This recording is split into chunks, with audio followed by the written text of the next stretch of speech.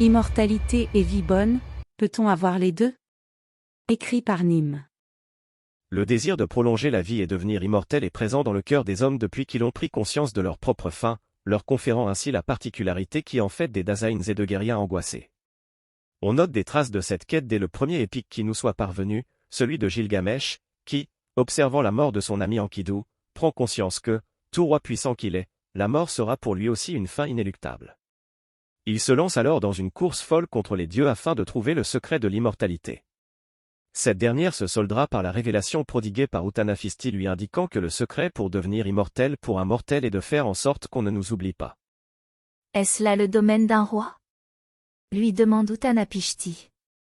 Les dieux ne t'ont pas offert la royauté pour que tu négliges ton jardin, pour que tu batailles au loin, que tu les jalouses au point de vouloir devenir l'un des leurs.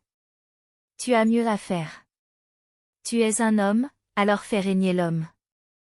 En toi, en chacun. Gilgamesh. Est-ce que je serai immortel, ainsi? Oui, tu seras immortel. Comme tous ceux qui ont fait briller l'esprit, qui ont accompli une œuvre juste. Non seulement personne ne t'oubliera, mais chacun portera en lui une part d'humanité que tu auras donnée. Voilà comment tu deviendras immortel. Mais cette immortalité n'est pas la même que la tienne. Non. Mais c'est celle qui te convient. Chacun raconte sa propre histoire et les histoires de chacun s'additionnent pour composer la grande histoire du monde. Ta part est immense dans ce récit. Ne la néglige pas, accepte-la. Une conclusion sensiblement similaire à celle qu'on trouvera dans le second épique connu, l'Iliade d'Homère qui est le récit de la quête de gloire d'Achille qui voit dans cette dernière le moyen de faire persister son nom à travers les âges. Les morts chez les Grecs sont sans nom, sans voix et sans visage, ils perdent toute identité, ils reviennent dans l'Apéron, le chaos initial. Achille choisira alors la gloire héroïque le conduisant à la mort plutôt qu'une vie paisible entourée de ses enfants afin d'obtenir le saint Graal de la préservation de son identité. Il restera effectivement dans les mémoires puisqu'on le connaît encore aujourd'hui, alors même qu'il n'a jamais existé, ce qui est encore plus fort. Je décide ce soir. Si tu restes à Larissa, tu vivras en paix. Tu trouveras une femme merveilleuse. Tu auras des fils et des filles qui auront à leur tour des enfants. Ils t'aimeront tous beaucoup. Après ta mort, ils se souviendront de toi. Et quand tes enfants seront morts, et leurs enfants après eux, on aura oublié ton nom. Si tu te rends à Troie, tu connaîtras la gloire. On écrira l'histoire de tes exploits pour les milliers d'années à venir. Le monde n'oubliera jamais ton nom. Mais si tu te rends à Troie, tu ne reviendras jamais. Ta gloire n'a d'autre prix que celui de marcher aux côtés de ta mort. Et jamais je ne te reverrai. Cette quête de gloire afin de faire persévérer son identité est à mettre en opposition au cheminement d'Ulysse, dont le parcours sera celui de la quête de l'identité perdue qui passe par retrouver sa place parmi les siens, auprès de sa femme et son fils, dans son royaume. Au cours de son voyage, les dieux s'emploieront à lui faire oublier son identité par bien des procédés.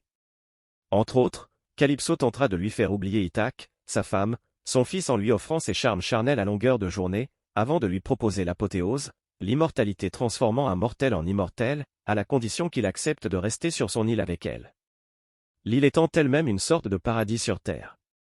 Elle ne commettra pas la même erreur qu'Aurore, déesse du matin, qui elle aussi s'étant éprise d'un mortel lui avait offert l'immortalité sans toutefois penser à lui conférer la jeunesse éternelle et finissa avec un vieux chewing-gum rabougri traînant dans le royaume des dieux. Mais en acceptant une telle offre, Ulysse sait bien qu'il perdrait son identité et serait condamné à la vue mauvaise. C'est pourquoi chaque soir il ira sur un rocher au bord de la mer pleurer toutes les larmes de son corps jusqu'à ce qu'Athéna l'entende car jamais il n'oubliera qui il est. Ainsi Ulysse nous montre la voie de ce qui constitue une vie bonne, qui passe par accepter la mort et trouver sa place dans le cosmos. Accepter son statut de mortel tout en repoussant la mort. Si chercher l'immortalité sans jamais trouver sa place dans le cosmos ne conduirait pas à une vie bonne, je ne vois pas pourquoi chercher à repousser la mort, tout en acceptant que nous sommes mortels, serait un problème. Si l'immortalité ne saurait être le but en soi, elle reste une perspective désirable tant qu'elle ne nous détourne pas de la vie bonne. Cela pourrait devenir un problème seulement si, afin de préserver la vie, nous nous détournions de tout risque qui nous permettrait de trouver la gloire. Ainsi, vouloir devenir immortel, ce n'est pas refuser la mort à tout prix mais vouloir vivre pleinement. C'est simplement vouloir augmenter une potentialité sans savoir si nous l'exploiterons entièrement car dans le même temps, vivre pleinement signifie prendre des risques, quitte à se mettre en danger. De cette façon, je ne crois pas aux ersatz de vie éternelle qu'on nous propose à l'heure actuelle. La vie virtuelle dans un métaverse n'est pas la vie, mettre son esprit dans un ordinateur n'est jamais que générer un algorithme en fonction de nos souvenirs, en aucun ce ne saurait être nous. Un être humain ne se résume pas à son cerveau, son esprit et encore moins ses souvenirs. La cryogénisation ? C'est simplement faire un bond dans le futur, et encore, si tout se passe comme prévu. Il n'y a qu'une seule façon de repousser la mort, c'est de comprendre le mécanisme du vieillissement, et les progrès faits en la matière commencent à poindre le bout de leur nez. La vieillesse, cette maladie curable. Les sots pleurent les morts. Pleurons ceux qui vieillissent. Pleurons l'humaine vie et ses courtes délices. Et la jeunesse, hélas, qu'un rien fait défleurir. Vieillir, mon cher Cyrnus, est plus dur que mourir. Théonis de Mégare. Nous commençons à connaître le fonctionnement qui amène au vieillissement, duquel s'ensuit la mort car le risque de souffrir d'un ensemble de maladies comprenant l'obésité, le diabète de type 2, les maladies cardiovasculaires et les AVC, la démence et le cancer, augmente rapidement avec l'âge. Il y a quelque chose dans le processus de vieillissement qui semble nous prédisposer à ces maladies chroniques, qui entraînent chez la plupart des gens de nombreuses années en mauvaise santé avant la mort. Pourtant il serait potentiellement possible de l'éviter car le vieillissement n'est jamais que des défections dans la reproduction des cellules. Dans leur livre intitulé « Pourquoi les animaux ne font pas de régime », David Robenheimer et Stephen J. Simpson nous renseignent plus en détail sur le lien entre télomères, régime et vieillissement. Peut-être avez-vous déjà entendu parler des télomères ? Les télomères se trouvent au bout des chromosomes, ils empêchent ainsi ces éléments essentiels à la réplication des cellules de se défaire au fur et à mesure que nos cellules se divisent. Ils vont permettre de conserver l'intégrité des chromosomes et d'éviter les erreurs lors de la reproduction des cellules.